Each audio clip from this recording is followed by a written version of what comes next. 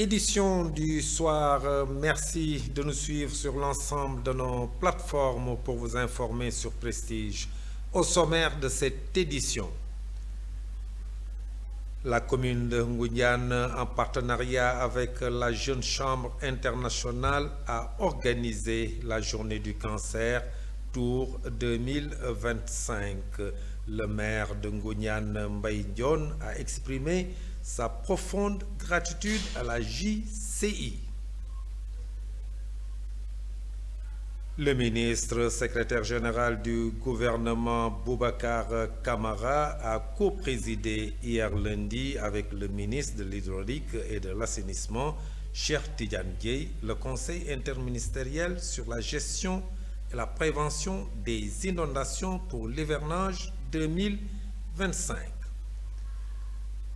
Et puis, ouverture ce mardi à Dakar d'une session de travail régionale sur les opportunités de programmation et de mobilisation des ressources du Fonds pour l'environnement mondial et le Fonds vert climat en Afrique de l'Ouest. Cet atelier de l'Organisation des Nations Unies pour l'alimentation s'inscrit dans le cadre du renforcement des capacités des pays.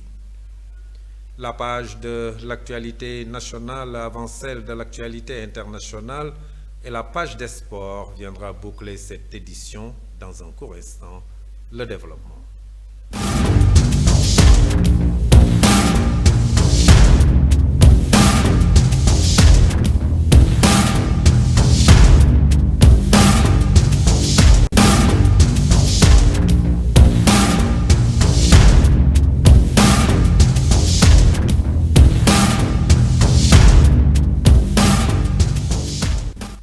Mesdames, mademoiselles, messieurs, bonsoir et bienvenue dans ce journal.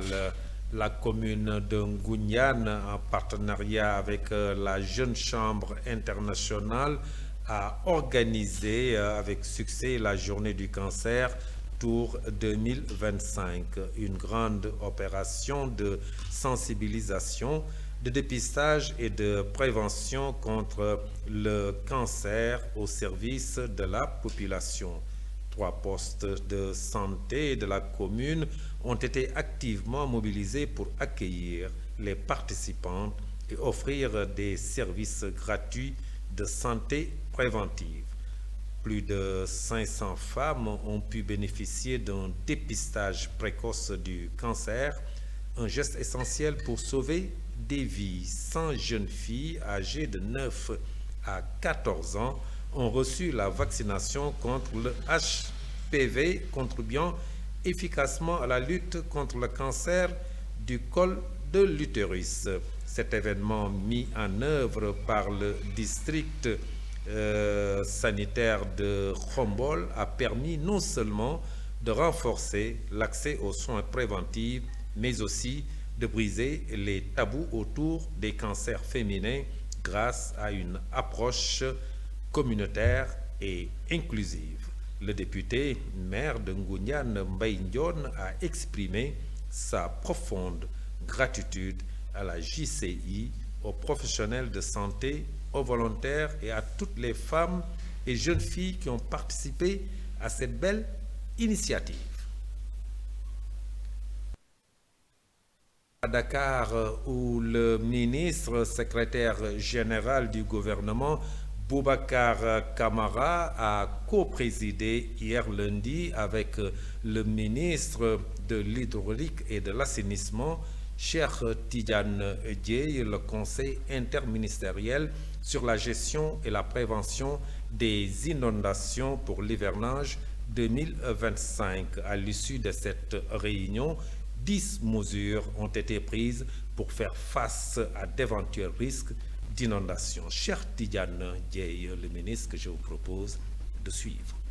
Nous préparons de la meilleure des manières. Nous avons vraiment fait tout ce qu'il fallait faire en ce moment pour être à ce niveau de préparation. Nous avons anticipé tout ce qui pouvait l'être et avons impliqué tous les acteurs qui ont un rôle à jouer dans le processus de prévention et de gestion des inondations.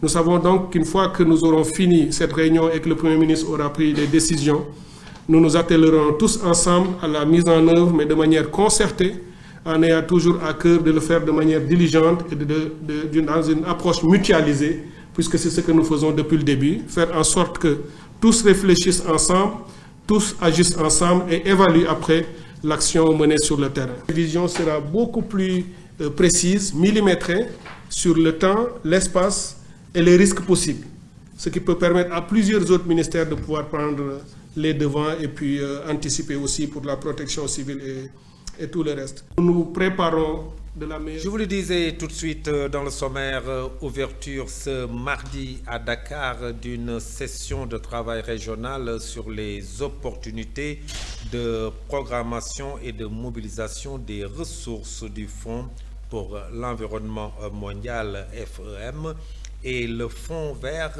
climat en Afrique de l'Ouest. Cet atelier de l'Organisation des Nations Unies pour l'alimentation et l'agriculture s'inscrit dans le cadre du renforcement des capacités des pays francophones d'Afrique en matière de gouvernance des ressources naturelles et de l'environnement. Le professeur Madeleine Diouf, directrice du changement climatique, de la transition écologique et du financement vert, donne plus de détails sur l'importance de cet atelier. Nous suivons. Les priorités pour le Sénégal, comme toutes les priorités pour la sous-région, je pense que nous sommes tous conscients que nous avons l'avancée du désert qui se pointe. Nous avons aussi les problèmes vraiment de sécurité alimentaire avec ces fortes et grandes variabilités du climat que nous connaissons, qui impactent réellement sur la production agricole, sur la production également halieutique et également sur l'avancée du désert. Donc avec aussi des problèmes d'inondation auxquels il faut faire face.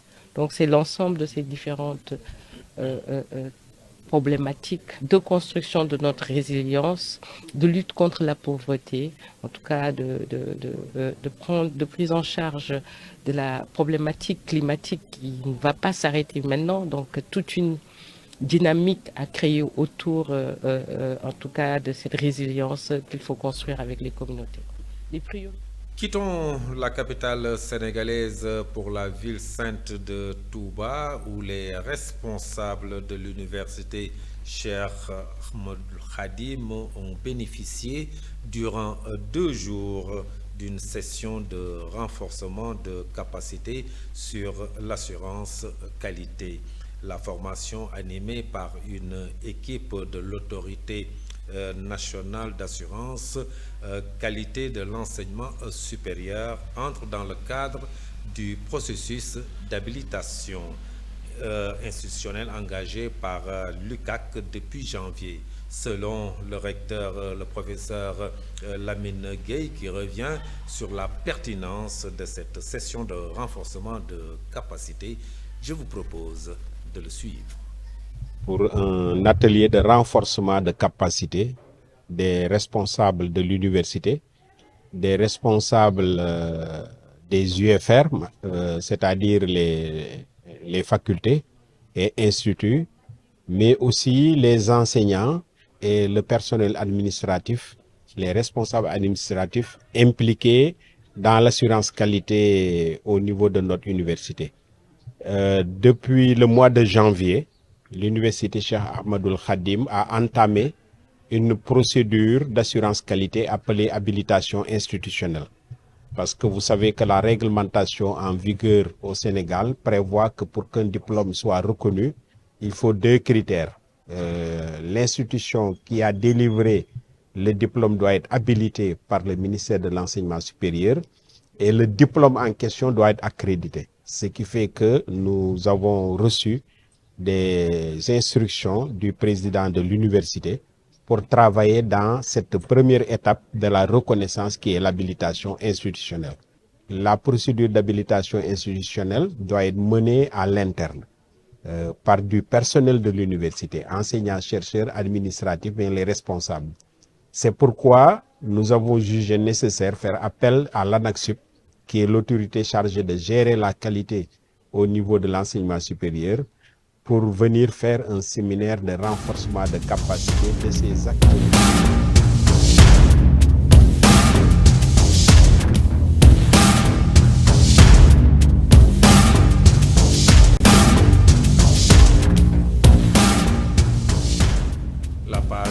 les actualités nationales, à Kaolack, Pape Djibi Fall lance un appel. Selon lui, ils veulent changer le Sénégal avec de vrais patriotes. C'était à l'occasion de son lancement des activités de l'école du parti. Et pour le compte du dialogue national, Boubacar Fall du CRADEC invite l'opposition à participer pour faire avancer la démocratie. La page, c'est avec Mame Biram Cissé-Gaye. La structure de la société civile, à savoir l'ONG 3D, le COSE et le GRADEC, ont annoncé leur volonté de participer activement au dialogue national sur le système politique prévu du 28 mai au 4 juin 2025. Lors d'une rencontre à Dakar hier lundi, elles ont exprimé leur engagement à contribuer par des propositions concrètes aux réformes politiques et électorales attendues. Babacar Fall, secrétaire général du GRADEC, a profité de l'occasion pour appeler les partis d'opposition ayant prévu de boycotter cette rencontre à reconsidérer leur position. Le président du parti Les Serviteurs, l'honorable député Pape Djibril Fall, a officiellement lancé à Kaolack les activités de l'école du parti. Cette rencontre avait pour objectif de lancer le programme de formation des membres de ce parti, notamment les jeunes, mais également d'échanger et de partager sur l'idéologie, la vision et les perspectives du parti Les Serviteurs. Elle a également été une tribune pour Pape Djibril Fall de revenir sur les enjeux socio-économiques et politiques du pays. Nous voulons changer le Sénégal. Le Sénégal a besoin de changements avec de vrais patriotes et de vrais républicains, a-t-il déclaré. Terminons cette page de l'actualité nationale par les hommes en bleu. Dans la poursuite de la lutte contre le trafic de stupéfiants, la gendarmerie nationale renforce sa présence sur les zones sensibles, notamment le long du littoral sénégalais. La brigade territoriale de Popenguine a réalisé une importante saisie de chanvre indien au cours d'une patrouille de routine sur la plage de Guéréo, zone stratégique située entre mer et forêt. Le bilan de l'intervention est significatif, 125 kg de chanvre indien découvert en pleine tentative de débarquement, mais à l'approche des forces de l'ordre, les trafiquants ont pris la fuite par la mer, abandonnant leur cargaison sur la plage. 3 structures.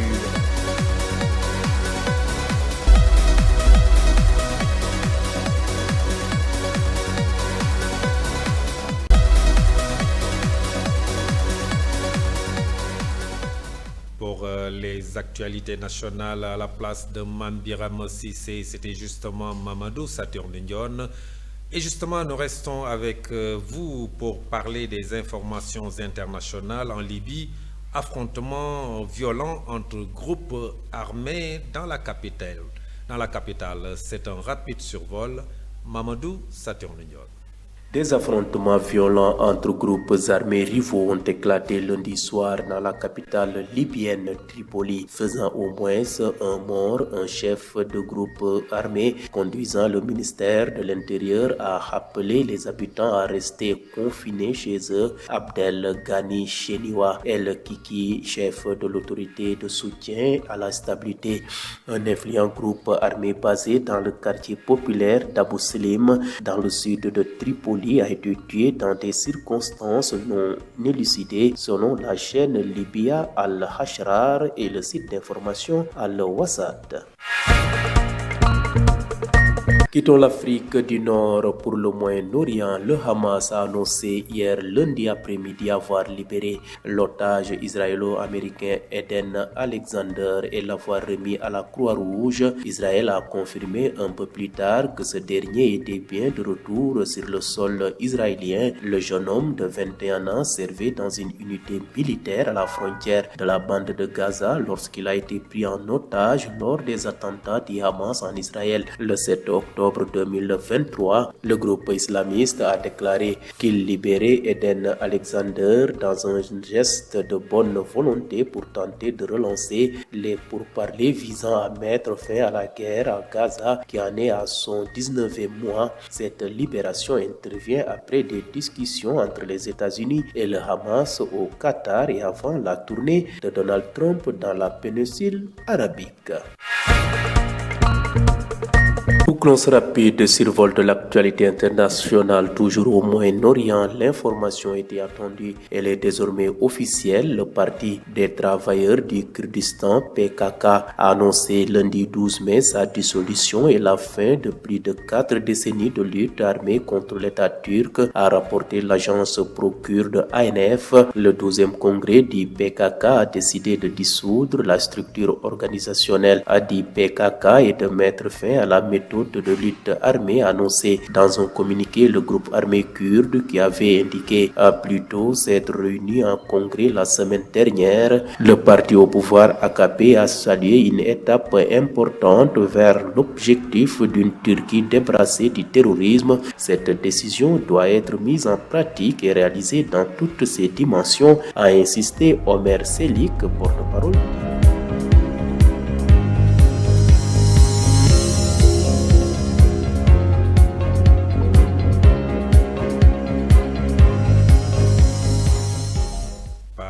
De l'actualité sportive, CAN U20, le Sénégal, parti défendre son titre, tombe face au Nigeria et revient à la maison sans le ticket pour la Coupe du Monde. Et puis, nommé sélectionneur du Brésil, Carlos Ancelotti va quitter le Real Madrid. Ismaïla Sarr, le polyvalent. Bienvenue dans l'actualité sportive de ce mardi. Fin de suspense, l'Italien Carlo Ancelotti, en fin de cycle au Real de Madrid, a été nommé lundi 12 mai sélectionneur du Brésil jusqu'au Mondial 2026, avec pour mission de relancer une Seleção bien mal en point à un peu plus d'un an du tournoi. La plus grande sélection de l'histoire du football sera dirigée par l'entraîneur le plus victorieux du monde, a annoncé la Confédération brésilienne de football dans un bref communiqué. À 65 ans, le détenteur du record de trophées en Ligue des Champions en tant qu'entraîneur va ainsi prendre les rênes de l'équipe nationale la plus titrée en Coupe du Monde. Champion en titre, le Sénégal quitte la CAN U20 prématurément. Posé au Nigeria en quart de finale, les Lionceaux ont été éliminés au tir au but après un match intense et indécis. Cette défaite met fin à leur rêve de conserver leur couronne et les prive d'une 5e qualification consécutive à la Coupe du Monde U20. À l'issue des quarts de finale de la CAN U20 jouée ce lundi 12 mai, 4 sélections ont composé leur ticket pour la Coupe du Monde U20 de la FIFA prévue en 2025 au Chili. Face au Sénégal, les Nigérians ont fait preuve d'un sang-froid remarquable pour s'imposer au tir au but. Ce succès ouvre les portes d'un 14e mondial pour le Nigeria. Un record sur le continent. De son côté, le Maroc a dû batailler jusqu'au bout de la prolongation pour venir à bout de la Sierra Leone. La surprise de cette phase reste la folle remontée de l'Égypte face au Ghana. Rapidement menés 2-0, les jeunes pharaons ont trouvé les ressources mentales pour revenir dans le match avant de les remporter. Enfin, l'Afrique du Sud a validé son ticket après une bataille acharnée contre la RDC. À l'issue de ces quarts de finale, le dernier carré de la CAN U20 propose un plateau inédit sans les cadres habituels comme le Sénégal ou le Ghana. Le Nigeria, le Maroc, l'Égypte et l'Afrique du Sud porteront désormais les espoirs de l'Afrique lors du Mondial 2000. Bienvenue dans la Merci beaucoup Ismaïla Sarr. Derrière la version Wolof du journal avec Madame Gueye Fatoufal, cette édition version française est à présent terminée. Merci de l'avoir suivi. Passez une excellente fin de soirée. Au revoir.